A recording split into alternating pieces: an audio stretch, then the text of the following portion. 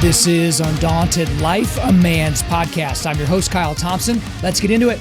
All right, guys, today I've got a special one for you. So this is a very special guest, and his name is John Lennox. So he's a Christian apologist, mathematician, and bioethicist from Northern Ireland. He's the author of many, many books to include Can Science Explain Everything, which is the namesake for today's episode, 7 Days That Divide the World, Gunning for God, and God's Undertaker. So this is a Christian apologist that has done some very, very high-profile public debates with noted atheist thinkers like Richard Dawkins and Michael Shermer and Peter Singer and the late Christopher Hitchens. But he's also an Emeritus Professor of Mathematics at the University of Oxford and an Emeritus Fellow in Mathematics and Philosophy of Science at Green Templeton College, Oxford University. He's also an associate fellow for the Saïd Business School and the senior fellow at the Trinity Forum. And this guy's, I mean, I could keep going on his resume and all the things that he's done and all the things that he's still doing. But I just got to tell you that there are certain times whenever I get into an interview where I'm more excited than I normally am, because I'm always excited to talk to people on the show, because it's like, man, they've got some interesting stuff, and it's my job to get those nuggets out of their brain and through the microphone and into your ears and all those types of things. But I was so excited to talk to John Lennox because he is one of the best Christian apologists that I can think of, but also he's a guy that has done a tremendous amount of deep thinking, and he's gone into the lion's den in these debates on multiple occasions, and he's come out looking great every single time. And so I was just so almost reverent of being able to talk to him and get to spend a little bit of time with him, especially, guys, because maybe you don't know this, but John Lennox had a stroke not that long ago. And so we kind of kept it to a shorter interview and all those types of things. So he's still in the middle of recovering from a stroke. And he's like, no, I'm absolutely looking forward to talking to you. And he really, really enjoyed it. But in this interview, we talk about a lot of different things. We talk about growing up in Northern Ireland during the sectarian violence, between the Catholics and the Protestants, and how that affected his family directly. He had an experience very early on at Cambridge that kind of led him to the world that he was done. He kind of worked himself into. So we talk about that. We talk about, the science side and how Christians really get bogged down with science, and they feel like, Christianity and science don't mix, and kind of where that comes from. The problem with ought versus is in terms of that worldview, how he prepares for these high profile debates, and how he deals with the smugness and the arrogance of some of the debaters, what he thinks the best Christian apologetic argument is. So that's very, very important. But also we talk about manhood in the church. I really enjoyed his answer on that. But then we ended today, or I almost failed to mention this. We did talk about old earth and young earth. Because if you followed the show for especially the last few months, I mentioned young earth a few weeks ago or months ago. And my goodness, it has just been, I've been drowning in people's messages and all those different things since then. He gives a great, cogent, short answer to the old earth versus young earth debate. Okay. And we talk about a specific book, but then we wrap up with, people that try to worship God with their feelings and not with their intellect, not with their minds. So a really, really fantastic show. One thing I did just want to remind you guys before we jump into the interview is that we are partnered with Origin Maine. So those of you guys have heard me talk about that on the show. So a great American company that makes all their products here in the United States. So guys, if you do jiu-jitsu, or if you're thinking about getting into jiu-jitsu, they make the best gis in the entire game. They make fantastic rash guards as well, but also they just launched a whole bunch of new types of jeans. And so they've got denim in 3 different washes now. So you can check that out on their website. They've got boots, some of the most incredible boots that you will ever wear in your life, including steel toe boots for those of you guys that need those. And that's all on the Origin side. But then on the Jocko Fuel side, you've got Jocko Fuel. So you've got Jocko Go, that's the energy drinks. They've got greens, they've got vitamins, they've got all kinds of different supplements. So guys, if you want to go to originmaine.com, you can actually use my promo code so that you can get to try all those products and get a little bit off. So go to originmaine.com, use the promo code Kyle at checkout, just my first name, Kyle at checkout, and you'll get 10% off of your order. Now guys, man, I'm so grateful for this one. This is such an amazing thing that we were able to put together for you guys. I'm so happy about it, and I've teed it up enough now, but I'm almost giddy myself. I'm ready to listen to this just like you guys are. So without further ado, let's get into it. John Lennox, welcome to Undaunted.Life, a man's podcast. Thank you very much. Glad to be with you today. Now, I just got to tell you, you might have the greatest accent in the history of my show. We've been around for quite some time, but that's part of the reason why I was so excited to talk to you. How often do you get that where people are just like, man, I love hearing you talk? I get it sometimes. I'm originally from Northern Ireland, and although I've lived in England for most of my life, I still haven't lost my accent. Well, I did actually want to talk to you about that because you didn't just grow up in Northern Ireland. You grew up during all of the sectarian violence between the Catholics and the Protestant groups, even though that certainly doesn't tell the whole story, but that's how it's normally categorized. But it's obviously a crazy thing to live through, especially during your formative years. Talk to us a little bit about that, because I know that, it was a trying time specifically for your family. It was a trying time. I missed most of it, but it left a deep impression on me because my parents were very committed Christians, but they were not sectarian. And that was extremely important. And that showed itself in one particular way. My father ran a small town store. I suppose he had at most 30 employees or so. But he tried to employ people from both sides of the community, both Protestants and Catholics. And that was risky because he got bombed a few times. My brother was nearly killed sometime after I left home. And I asked him, Dad, why do you do this? It's so risky. He said, well, the Bible teaches us in Genesis that all men and women, irrespective of their worldview, are made in the image of God, and I intend to treat them like that. Now, that was fundamental for me growing up, and that has lived with me all my life. And I try to practice that no matter who I meet, no matter how difficult I may find them, or aggressive, or disagreeing with me, it doesn't matter.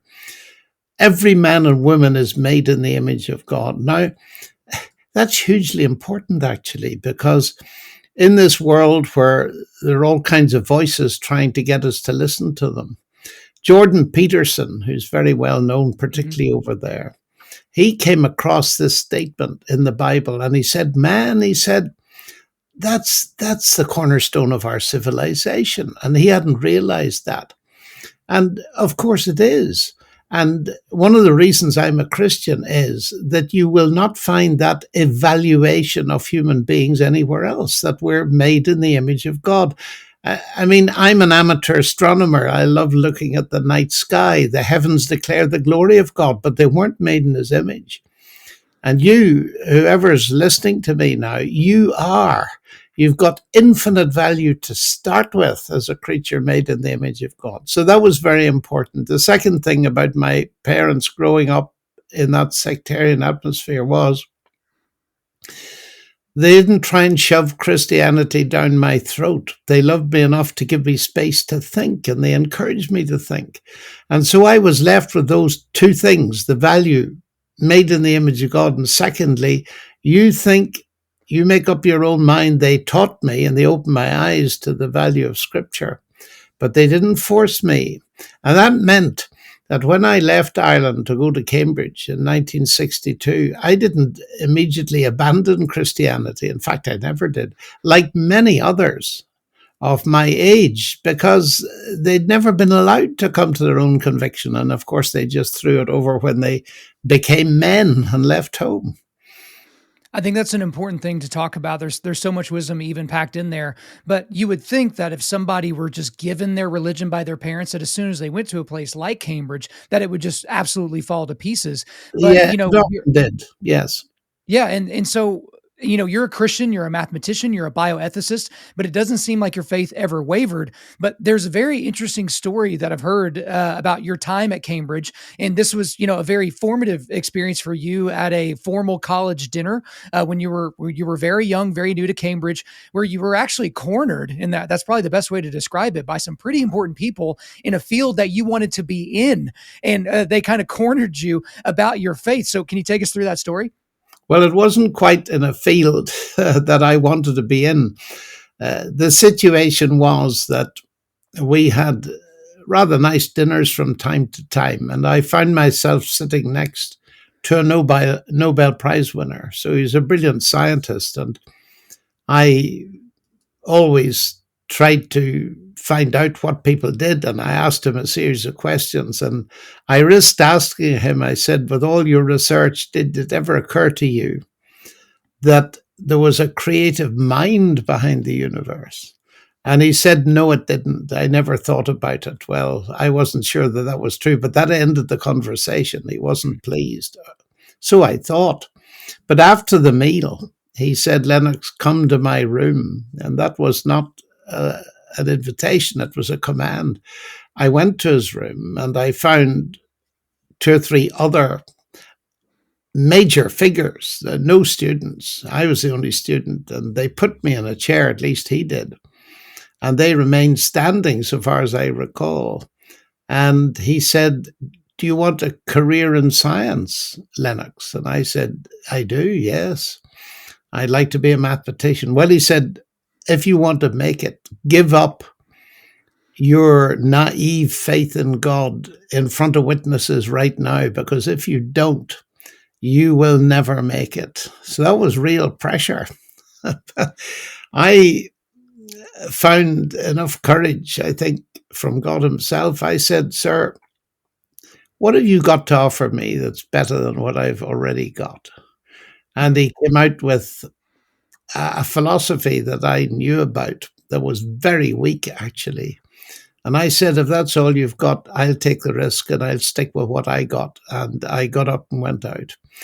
It was formative, as you say, because it put steel into my heart. It made me resolve, firstly, that I would never try whatever academic position I reached in life. And of course, I had none at that time.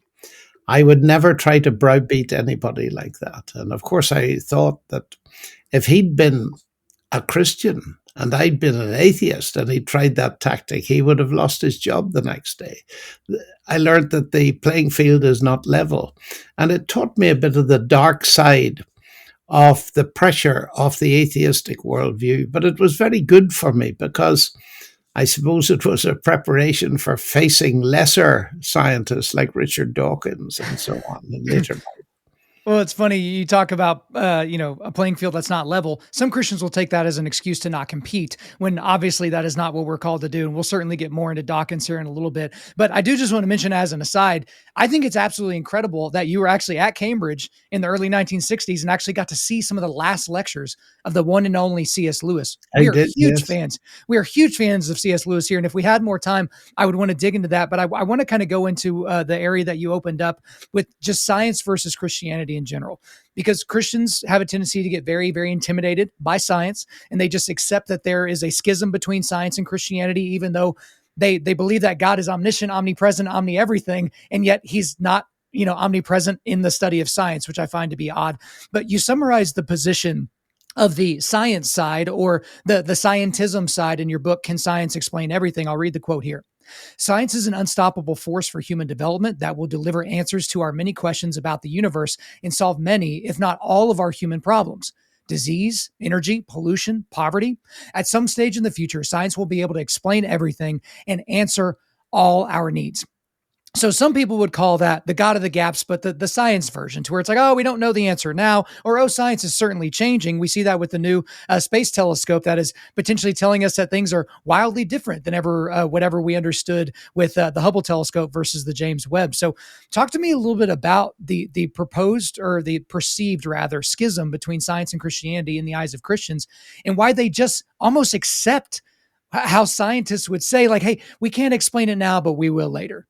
Well, not all of us do. I think the first thing to say is we need to distinguish very carefully between science and scientism, which is a word that you used. The view that you expressed, that science will eventually answer all questions, is scientism. And it is false. And it's easy to see it's false, because science, if science is the only way that leads to truth, then that means that history can give us nothing, psychology can give us nothing, literature can give us nothing, and that's completely absurd. You see, the interesting thing is that the statement, science is the only way to truth, which is the heart of scientism. Mm. That's not a statement of science. So if it's true, it's false. It's logically incoherent. And I found it helpful to read another Nobel Prize winner, Sir Peter Medawar, who's a genius. And he said it's very easy to see that science cannot answer every question. In fact, it can't even answer the simple questions of a child. Where do I come from? Where am I going to? And what is the meaning of life? And he hit on a very important thing there. You see, if science answered everything, eventually, potentially, you'd have to close half the faculties in all universities around the world tomorrow, because the natural sciences are only part. And some of the confusion here, Kyle, is this: that people get bamboozled and they think that science and rationality are coextensive. That's nonsense. History is a rational discipline, so is philosophy, language, literature, and so on. Science is only part of rationality, and it's only part of the way, or the ways that we have to look at reality. Now, our late chief rabbi, Jonathan Sachs, made a very interesting, pithy statement that puts things very clearly. He says, science takes things apart to see how they work. Religion puts them together to see what they mean. And this is the most important thing, that people today, all of us, we're looking for meaning. Science doesn't give you that meaning unless you're a scientist and you find your meaning in your subject, but then even then it's limited. And we need a bigger world than what's given to us by science. I'm passionate about science, but I'm also passionate in pointing out that it doesn't tell us everything. Now, you also mentioned the notion of the God of the gaps, and I need to explain that that's the idea that if you bring God in to explain anything, then if science advances a bit more, it will push God out and push him out and push him out until he's not needed anymore. But that is mistaken thinking, you see. God is not the God of the gaps. I often say to people, read the first statement in the Bible. In the beginning, God created the bits of the universe we don't yet understand. No, it doesn't say that. It says, in the beginning, God created the heavens and the earth. That is the whole show. God isn't the God of the gaps. He's God of the whole universe. He created what it is that scientists study. And it's not any accident that the early pioneers in science, the really greats like Galileo, Kepler, Newton, Clerk Maxwell, Faraday, they were all believers in God, most of them Christians. And their worship of God, as far as science was concerned, was based on what they did understand, not what they didn't. Just as if you understand something about engineering, you can admire the working of a Boeing turbofan jet much more than somebody who doesn't. It's what you do understand. And when Isaac Newton discovered his famous law of gravitation, he didn't say, oh, now I know how it works. I've got a law that describes it. I don't need God. No. He said, what a marvelous God who does it this way. And we need to change our thinking. And one of the big problems is that people do not understand very much about the nature of explanation. They think that if you've got a scientific explanation, that's it. But that's nonsense, even in science. Take the law of gravity I've just mentioned. What does it explain? Gravity? No, it doesn't. Nobody has an idea what gravity is. The law of gravity gives us a mathematical way of calculating the force between heavy objects, and so we can work out the motions of the planets and so on and land a person on the moon. It doesn't tell us what gravity is, and Newton realized that. So even in science, Science doesn't explain everything. And perhaps one of the most helpful ways to help people is that there are different kinds of explanation. If I ask the question, why is the water boiling? It's an illustration I use in my book, Can Science Explain Everything? Well, you can say it's boiling because the heat energy of a gas flame is agitating the molecules of water. They're moving faster and faster, and so the water is boiling. Yes. It's also boiling because I want a cup of tea. Right. Now, there are two explanations. Do they conflict? No. Do they compete? No. But they're different kinds of explanation. And I wish some of my scientific colleagues could realize that this is true at the level of the universe. And the fact is, no matter how much we understand how it works, that doesn't tell us either what it means or how it originated. And therefore, God isn't a God of the gaps. Not at all. Now, I could say a lot more about gaps and good gaps and bad gaps, but I think that's enough to get across to people the idea that there are some explanations that are scientific and they're mostly just useful in science. But for example, my cup of tea illustration, people have been drinking tea for thousands of years before they understood any of the science behind it. That's a personal explanation, and it's the same with the universe. God is the explanation why there's a universe for scientists to study. And I think whenever you get into the world of scientism or all of that, you have to understand that there's a big difference between ought and is. And Oh, a yes, lot of things, that's morality then. That's the issue there is a very different issue, but it's an important one. Just as I find the most credible explanation of the existence of the universe is that God created it. That's the explanation that has the most explanatory power. So we have a big question when we're thinking about where does morality come from? Where does that feeling of oughtness come from? And David Hume, the Enlightenment philosopher with whom I disagree on many things, he was right when he observed that people just slide over from is to ought. That is, they see what a situation is and they think you can deduce ought from it. I don't believe you can, and many philosophers don't believe you can.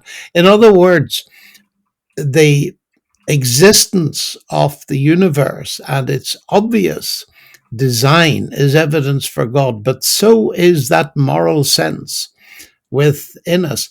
The great philosopher Immanuel Kant was so impressed with this that on his tombstone in Königsberg, he says something like this. I don't get the quote accurately, but he says the things that continue to move him are the starry sky above and the moral law within. Both of those are evidences of God, and that resonates with what the Christian apostle Paul says in his book of Romans.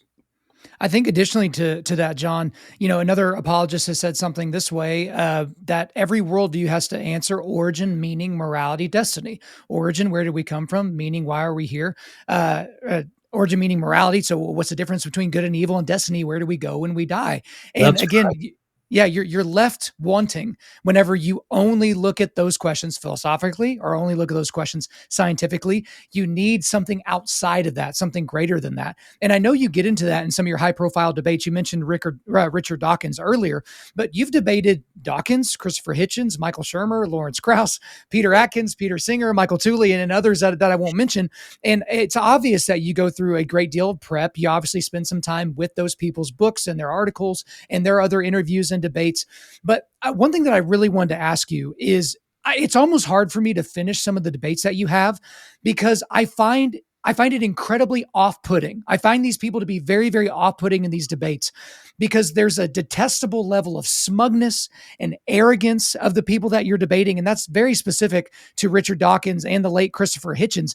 But this dismissive point of view where all they have to do is say something in their British accent and get a smile or a laugh from the crowd, and then they don't have to actually dig in to the subject matter that you're bringing up. So for a guy like me, it's I usually have to be very, very cognizant of my attitude and my anger and all those different things when I'm entering into a discussion, just to make sure, like, don't raise your voice, just be a good example here. But for you, how do you do that in these high profile circumstances when these people are just so unbelievably smug? Well, I do it on the basis of what my father taught me, Hmm. that of course sometimes I'd like to wring their necks and I'm not impressed by their argument. But when they get angry and lose their temper and argue ad hominem, to my mind, intellectually, they've lost the plot already. Hmm. And therefore, I don't find that difficult to deal with. I simply let it happen. And by not reacting angrily, but with a smile and just pursuing the questions and trying to keep objective and factual, I find many of them do my work for me. They convince the audience that their case is very weak, which is exactly what I'm trying gently to point out. So, with that, in addition to that, there are certainly arguments that you've heard, and you, at this point in your career and having done all these public debates, you've basically heard all the arguments there are. There's not like an argument hiding out there that's going to stump you.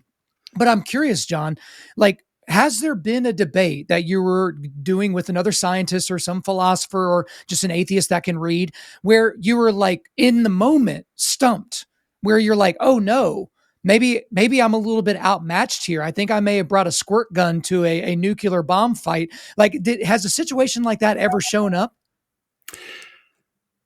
Not really. I mean, you feel a great deal of pressure. But as you say, I've heard most of the arguments before. I've taken people seriously and I know what they're likely to say. It's more that sometimes, especially if there's not careful moderation, Right. there are certain things that are difficult to do. And one or two of the debates this has happened where I have discovered that I have to both moderate and be involved. That's very difficult. But in general, since I've heard most of the objections before, and I'm willing to listen to new ideas and to think them through, even on my feet, Hmm. in that sense, they don't frighten me or threaten me, because I've learned over the years, and I've been thinking about these things since my teenage, that given a bit of time, Christianity has proved itself to be true in my experience, both intellectually and morally and spiritually, that ultimately I feel there's going to be a way through this. But the things that are hard, rather than stumping you, but the things that are hard are existential questions, particularly concerning the problem of evil and suffering. And more so when the person that you're discussing with has been through a very rough time. There you have to be very sympathetic and understanding, and also make it clear that we don't have any simplistic answers in that case, but we can bring to bear some kind of concept of the love of God and so on, explain to them where we find a possibility for an understanding that can take you through. And it's those big issues where you have to not only have an intellectual concern, but a real pastoral concern. I think beyond that, you also have a certain point in certainly these debates, but also in dyadic communication with friends or family members, where it's pearls before swine. You're literally debating with a person that refuses to even try to see your points. I've seen prominent atheists in debates basically be asked, "Is there anything that would convince you?" And they say, "Well, if I was convinced that there was a God, then that means I will have lost my mind." And it's like, okay, in addition to being circular, you're creating a non-falsifiable claim, and it's like, what are we doing here? This isn't a debate. This is merely a description of your point of view and my point of view, and you won't even engage. But I guess for you, if there were an ace of spades argument that you could use, so like if you could leave one Christian apologetics argument for the rest of humanity, what would it be? I mean, for me, it would be fine tuning, because the fine tuning of the universe, because I feel like a lot of atheists kind of, if they're intellectually honest, have to admit that one's got me. That one's really got me stumped. But what's kind of that one argument that's just maybe above the others in your mind? Well, the hardest question to ask is what you've just asked, and that is a generic argument, because there are all kinds of different people, and what convinces one will not convince another. That's the first point. So I have no knockdown argument in that sense, but I was interested that the one you picked is fine tuning. I was once asked to, well, someone I debated publicly, a very eminent professor of philosophy at Oxford, who invited me to speak to his students about why I don't accept atheism. And then he said, I hope you'll use the best argument against atheism. Well, I said, if you tell me, I'll use it. Right. And he responded like you. He said, from the scientific perspective, if I were ever to become a Christian, it would be because of fine tuning. I think there's something there. And I think that's important to underline, because fine tuning is, apart from very few scientists, is mainstream. It's accepted. So it demands an explanation. The late Stephen Hawking said so. Our astronomer royal, Lord Rees, said so, neither of whom are theists. And therefore, it is something that you can bring to the attention of people. I think that's right. I think it is a powerful argument for the existence of an intelligence behind the universe. It, of course, doesn't bring you as far as Christianity, but it's a stepping stone. It certainly is. And I think for a lot of people, it's like, okay, well, let's use your language. Let's use your field of study. Like, explain to me why all these things seem to be so finely tuned, That's because right. it goes beyond mathematics. It goes beyond any of your worldview, to where you can't make a lot of the arguments that you normally would, because of the specificity of some of the things that you can actually That's control right. for and solve That's for. right. Another subject matter that you actually spend a lot of time with, kind of coming out of the debate world, and you dealt with this a lot in your book, 7 Days That Will Divide the World, is old Earth versus young Earth. And I made the mistake, John, of a few months ago on my podcast, just mentioning old Earth and young Earth. And then I just got drowned with emails from people that are on this side or on that side, mainly from young Earth people. And like, I was like, oh no, because for me personally, the subject is interesting, but it's not so interesting that I'm like, okay, I'm going to dedicate the next 10 years of my life to figuring out what my worldview is, because it's like, we can't know exactly. Like, we can't just know. And I'm like, I hope this is just something where one day we all just clink our glasses together in heaven and go, oh, John was right, or oh, Tim was right, or whoever was right. But if you could just give us an idea, like, you don't have to get into what each side believes, but for you personally, in all your time thinking about this and writing about this and speaking about this, where have you landed on the debate for old Earth and young Earth, for those in the audience that aren't aware already? Well, it's sad that Christians make themselves look ridiculous to the world that's not really interested in this stuff by fighting about it. And the sadness is because my response to it has not so much to do with science, although it has tangentially.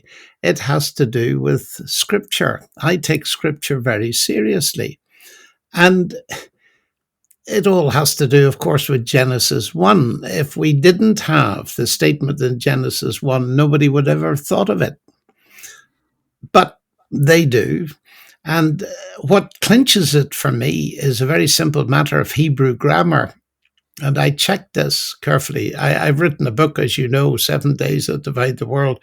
People want to know in detail. But the basic thing is, in the beginning, God created the heavens and the earth. Well, and then there follows a sequence. And God said, day 1, day 2, and so on.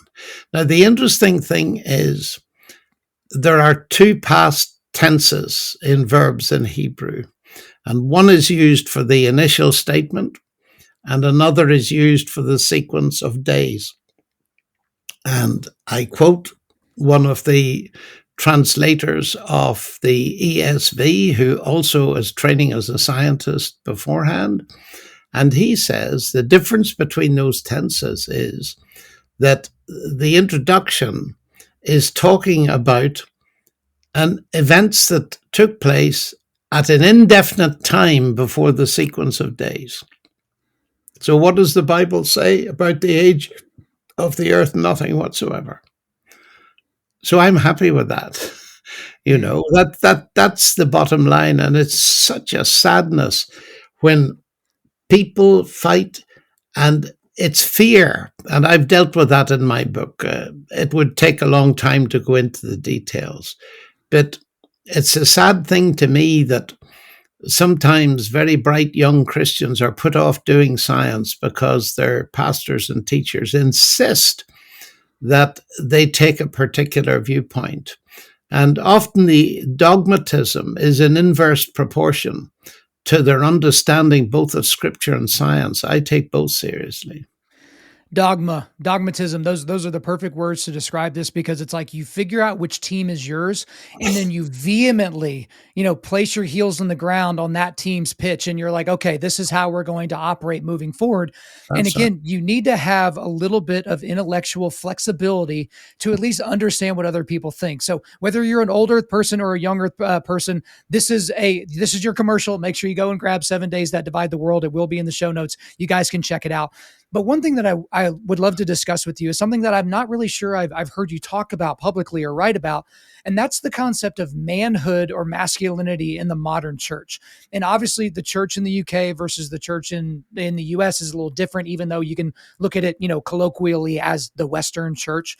But we focus on that a lot here at Undaunted Life, because when I became a Christian, I was also learning what it meant to become a man, right? Because I was a teenager, and I felt like godly men and manly men were separated, right? The godly men were inside the church doing godly stuff, and the manly men were outside the church doing man stuff.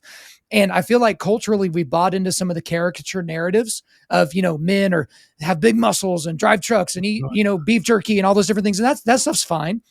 But for me, I don't care if you're into that stuff or if you're into classical music and painting and cooking gourmet meals. I care about whether you cultivate spiritual, mental, and physical resilience on a daily basis, all tethered to the creator God, like the perfect man Jesus did. But for you specifically, having been in the church and been in this world for decades and decades and decades, what would you say is the state of manhood or masculinity inside the greater Christian church?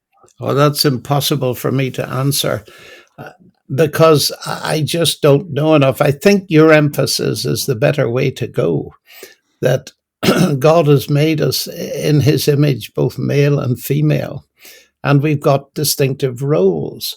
And the most important thing is not how big my muscles are, they're not very big, but how big my character is, my morality, the way in which I respect my wife and love my children, and all this kind of thing. And sometimes people who think that's not very masculine need to think again, because it's much harder to keep your temper than to work out and build big muscles. Uh, there's a tendency to focus on the visual. And that's what the children of Israel did. If you remember, historically, they wanted a king, so they chose the biggest man they could possibly find. Right. And he was brought to nothing by David, the shepherd boy.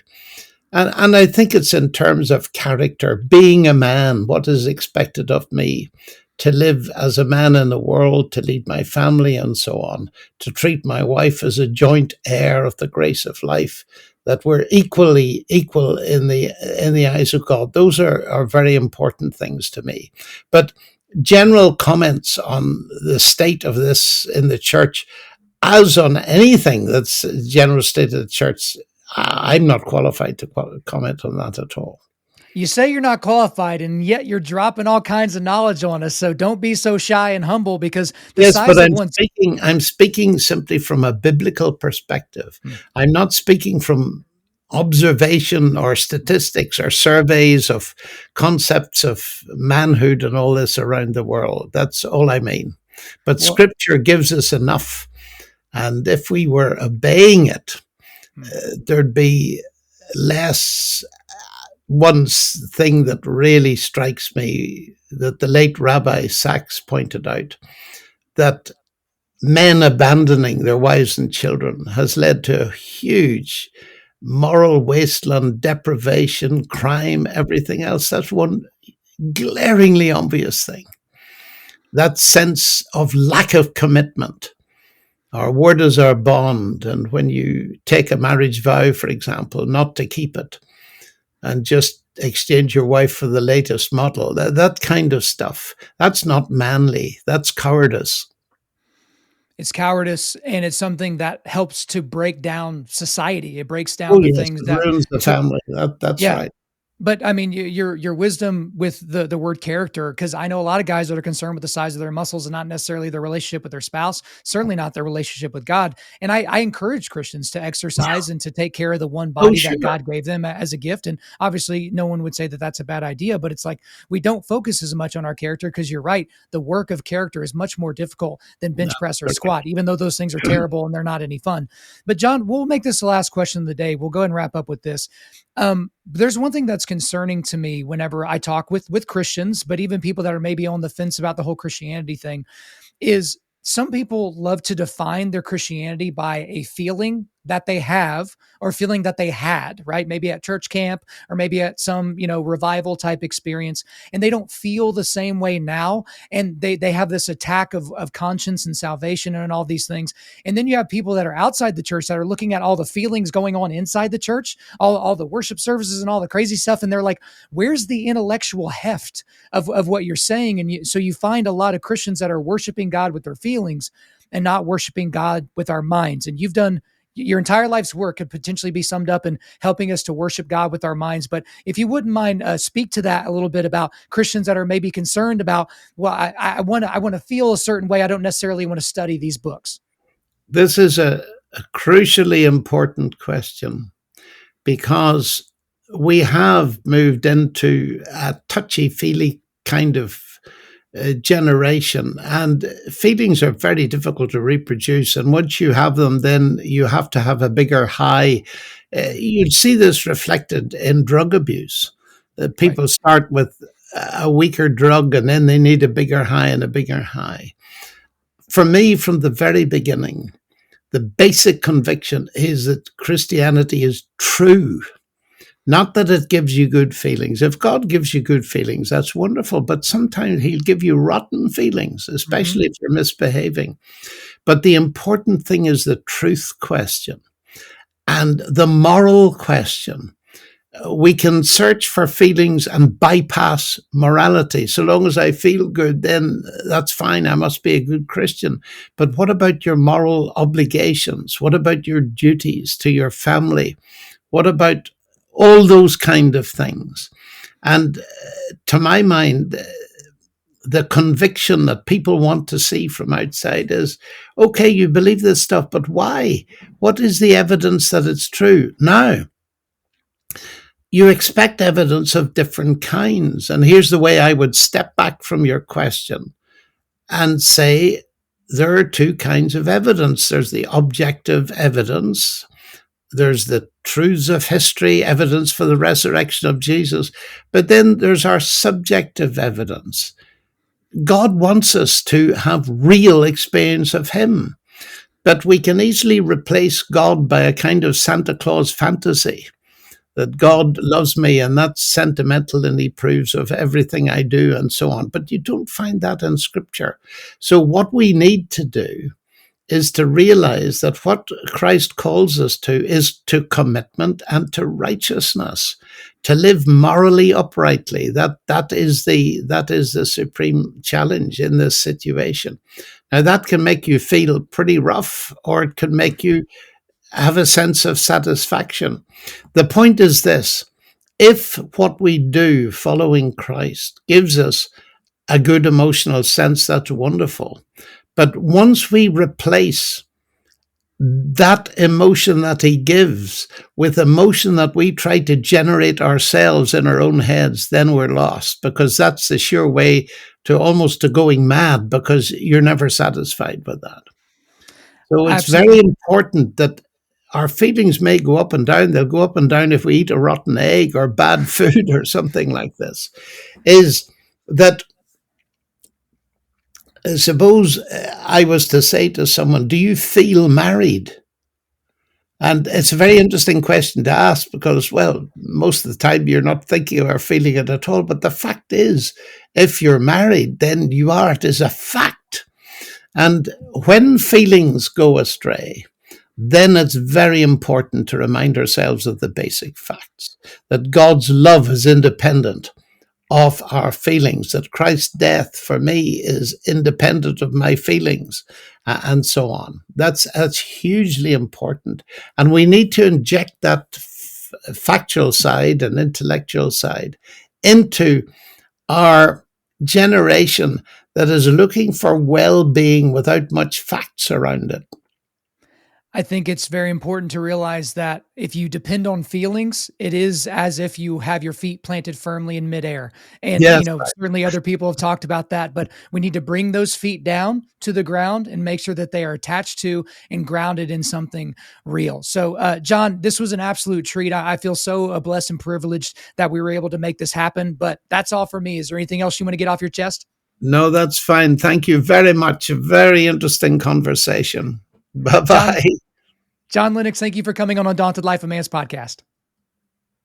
There you go, guys. I hope you enjoyed my time with the great John Lennox. But before we let you go, we are going to do a quick resilience boost. At Undaunted.Life, our mission is equipping men to push back darkness with content that forges spiritual, mental, and physical resilience. So here are the links I've got for you today. I've got a link to John's website, so you can check him out there. But then I've got a link to 4 of his books. He's got way more, but 4 of his books. So Can Science Explain Everything? And then the other book that we mentioned in this episode, 7 Days That Divide the World. And then a couple that we didn't have time to get to, Gunning for God, Why the New Atheists Are Missing the Target, and God's Undertaker, Has Science Buried God? All right, guys, thanks so much for listening to the show. We do appreciate it. Wherever you're listening to this, please subscribe, rate, and leave us a positive 5-star review. If you want me to come speak live at your event or on your podcast, just shoot me an email to info@undaunted.life. That's info@undaunted.life. Follow us on Instagram and like us on Facebook, and check out our website for everything else, including how to donate to keep more content like this coming your way. Just go to www.undaunted.life. And as always, we want to thank the band August Burns Red for allowing us to use their music for our content. The music on this podcast is a song Cutting the Tides, which is off their 10th anniversary recording of their album Leveler. The links are in the description. I'm your host, Kyle Thompson. Remember, keep pushing back darkness, keep forging spiritual, mental, and physical resilience, keep seeking the Lion of Judah.